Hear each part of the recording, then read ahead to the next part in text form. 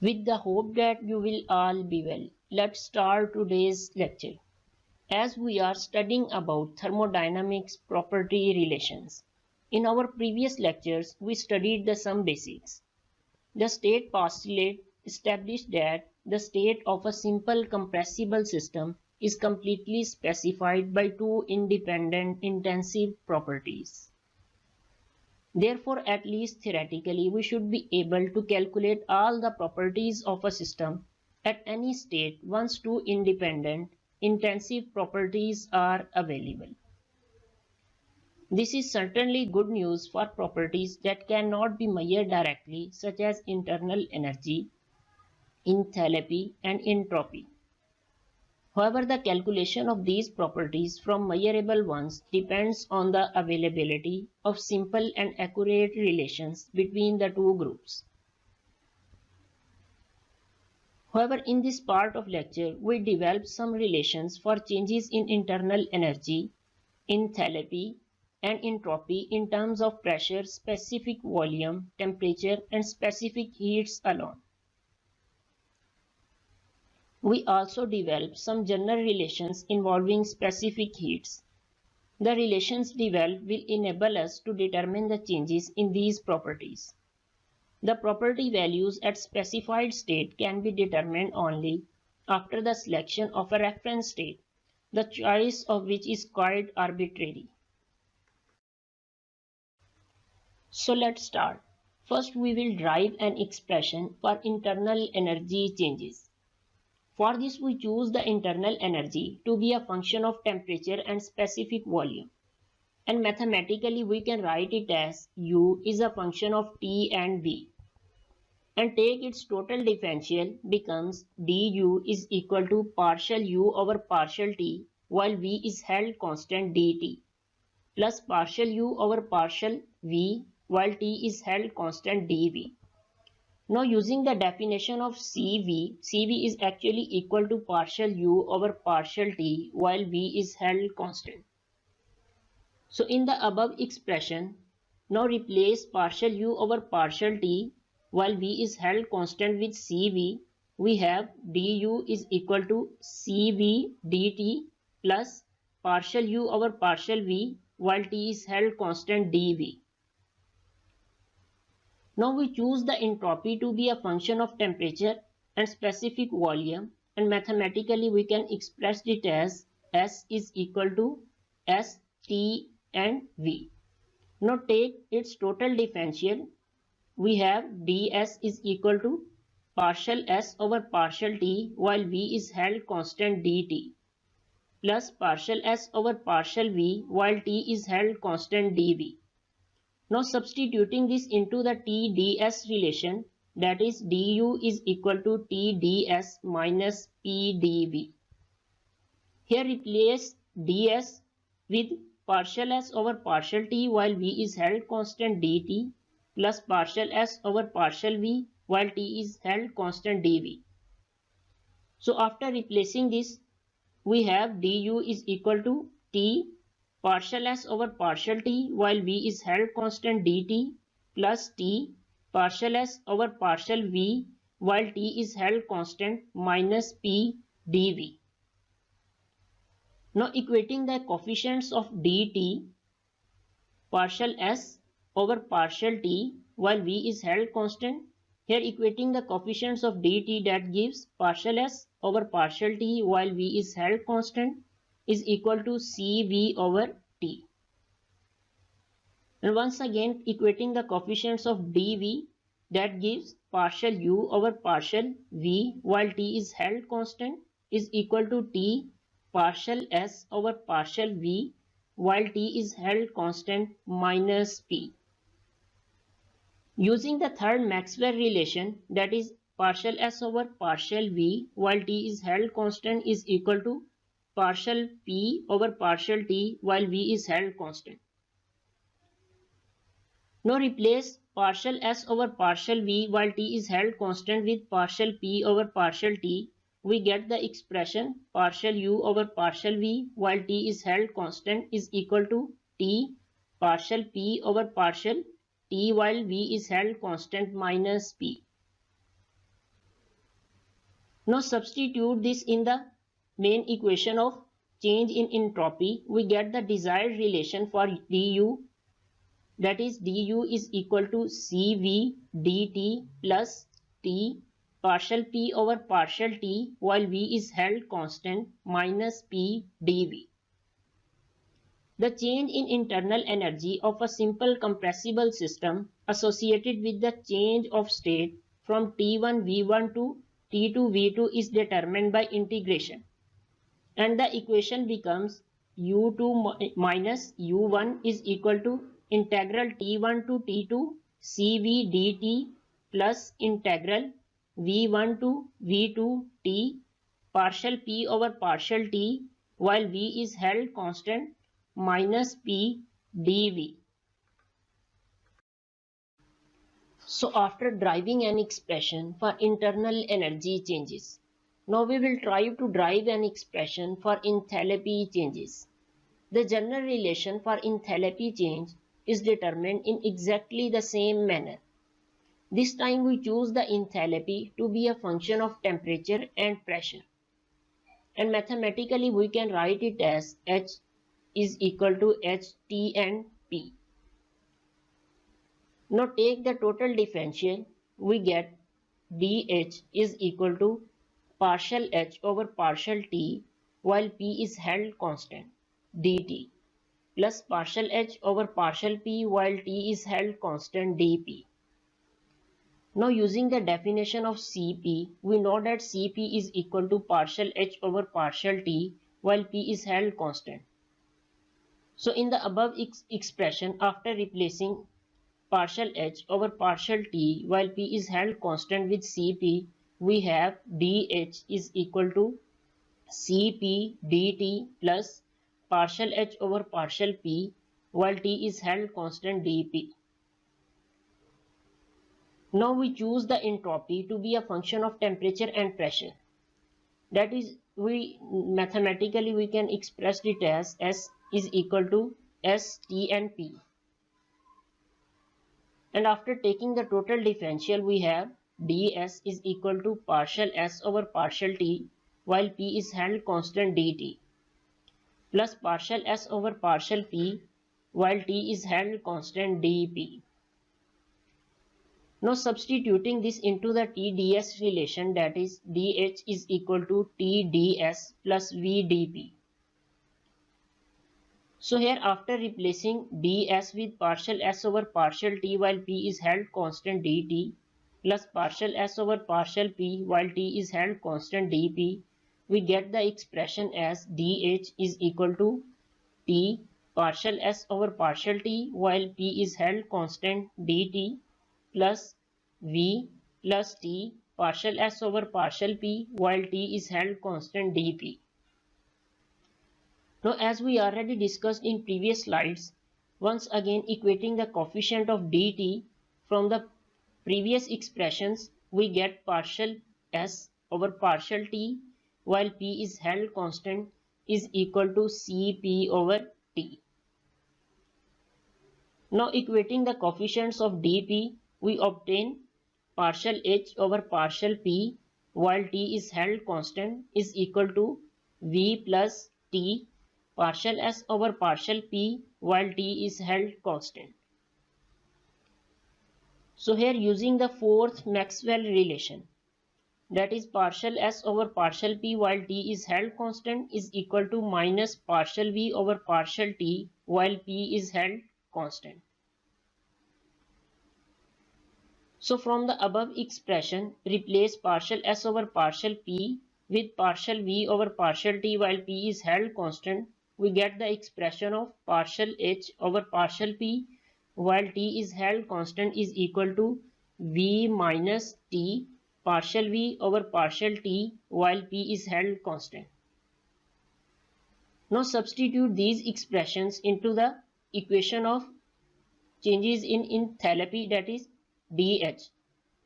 So after substituting these expressions, we get the dH is equal to Cp dt plus V minus T partial V over partial T while P is held constant dP. The change in enthalpy of a simple compressible system associated with the change of state from T1 P1 to T2 P2 is determined by integration. So after integration we have H2 minus H1 is equal to integral T1 to T2 Cp dt plus integral P1 to P2 V minus T partial V over partial T while P is held constant dP. In reality, we need only to determine either changes in internal energy or changes in enthalpy, depending on which is more suitable to the data at hand. The other can easily be determined by using the definition of enthalpy, that is H is equal to U plus PV. However, when we talk about the changes, we can write it as H2 minus H1 is equal to U2 minus U1 plus P2 V2 minus P1 V1. Entropy changes. Here we develop two general relations for the entropy change of a simple compressible system. For first relation, we consider the total differential of entropy, that was partial S is equal to partial S over partial T while V is held constant dt plus partial S over partial V while T is held constant dV. Now by replacing the first partial derivative by equation partial S over partial T while V is held constant is equal to CV over T, and the second partial derivative by the third Maxwell relation partial S over partial V while T is held constant is equal to partial P over partial T while V is held constant. So after replacing, we get an expression as ds is equal to Cv over T dt plus partial V over partial T while V is held constant dV. The change in entropy for a simple compressible system associated with the change of state from T1 V1 to T2 V2 is determined by integration. So the expression can be written as S2 minus S1 is equal to integral T1 to T2 Cv over T dt plus integral V1 to V2 partial P over partial T while V is held constant dV. The second relation is obtained by replacing the first partial derivative in the total differential of ds with the equation partial S over partial T while P is held constant is equal to Cp over T, and the second partial derivative by the fourth Maxwell relation, that was partial S over partial P while T is held constant is equal to minus partial V over partial T while P is held constant. So after replacing, we get an expression ds is equal to Cp over T dt minus partial V over partial T while P is held constant dP. However, the change in entropy of a simple compressible system that is associated with the change of state from T1 P1 to T2 P2 is determined by integration, as we already discussed in previous slides or in previous steps. So we can get the expression for change in entropy as S2 minus S1 is equal to integral T1 to T2 Cp over T dt minus integral P1 to P2 partial P over partial V over partial T while P is held constant dP.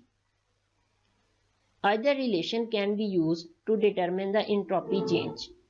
The proper choice depends on the available data. Now we will move on our next topic, specific heats at constant volume and specific heat at constant pressure. Recall that the specific heats of an ideal gas depends on temperature only. For a general pure substance, however, the specific heats depend on specific volume, pressure as well as the temperature. So here we develop some general relations to relate the specific heats of a substance to pressure, specific volume and temperature. We know that at low pressure gases behave as ideal gases and their specific heats essentially depend on temperature only. These specific heats are called the zero pressure or ideal gas specific heats, and they are relatively easier to determine. Thus, it is desirable to have some general relations that enable us to calculate the specific heats at higher pressures from the knowledge of ideal gas specific heats and the PVT behavior of the substance. Such relations are obtained by applying the test of exactness on the equations of entropy changes. We know that the equation of exactness can be expressed as partial m over partial y while x is held constant is equal to partial n over partial x while y is held constant. Now, after applying the equation of exactness on the first equation of entropy change, we get the expression as partial Cv over partial V while T is held constant is equal to T partial square P over partial T square while V is held constant. Now apply the test of exactness on the second equation of entropy change. We get the expression as partial Cp over partial P while T is held constant is equal to minus T partial square V over partial T square while P is held constant. However, the deviation of Cp from the ideal gas specific heat with increasing pressure, for example, is determined by integration from zero pressure to any pressure P along an isothermal path. And the expression can be written as Cp minus Cp naught T minus is equal to minus T integral 0 to P partial square V over partial T square while P is held constant dt. The integration on the right hand side requires a knowledge of the PVT behavior of the substance alone. However, the notation indicates that V should be differentiated twice with respect to T while P is held constant. However, the resulting expression should be integrated with respect to P while T is held constant. Another desirable general relation involving specific heats is one that relates the two specific heats Cp and Cv. The advantage of such a relation is obvious. We will need to determine only one specific heat and calculate the other one using the relation and the PVT data of the substance. We start the development of such a relation by equating the two ds relations as we already discussed in previous slides, and the solving for dt, we get the expression dt is equal to T partial P over partial T while V is held constant over Cp minus Cv dV plus T partial V over partial T while P is held constant over Cp minus Cv dP. Now choosing T is a function of specific volume and pressure, and after differentiating we get dt is equal to partial T over partial V while P is held constant dV plus partial T over partial P while V is held constant dP. Now equating the coefficients of either dV or dP of the two above equations gives the desired results. So after equating the coefficients of dV or dP, we get the expression Cp minus Cv is equal to dt partial V over partial T while P is held constant partial P over partial T while V is held constant. However, the alternative form of this relation is obtained by using the cyclic relation. Partial P over partial T while V is held constant, partial T over partial V while P is held constant, partial V over partial P while T is held constant is equal to minus 1. And we can also express it as partial P over partial T while V is held constant is equal to minus partial V over partial T while P is held constant, partial P over partial V while T is held constant. Now substituting these results into the above equation, we get the expression of Cp minus Cv as minus T partial V over partial T while P is held constant square partial P over partial V while T is held constant. This relation can be expressed in terms of two other thermodynamic properties called the volume expansivity and isothermal compressibility. And these properties are represented with beta and alpha respectively. Or we can define it as you can also see in figure here, the volume expansivity, that is also called the coefficient of volumetric expansion. It is a measure of the change in volume with temperature, however at constant pressure. So we can say that volume expansivity is a measure of the change in volume with temperature at constant pressure. And mathematically we can write it as beta is equal to 1 over V, partial V over partial T while P is held constant. However, the isothermal compressibility can be expressed as alpha is equal to minus 1 over V, partial V over partial P while T is held constant. Now substituting these relations into the equation of Cp minus Cv, we obtain a third general relation that can be written as Cp minus Cv is equal to Vt beta square over alpha.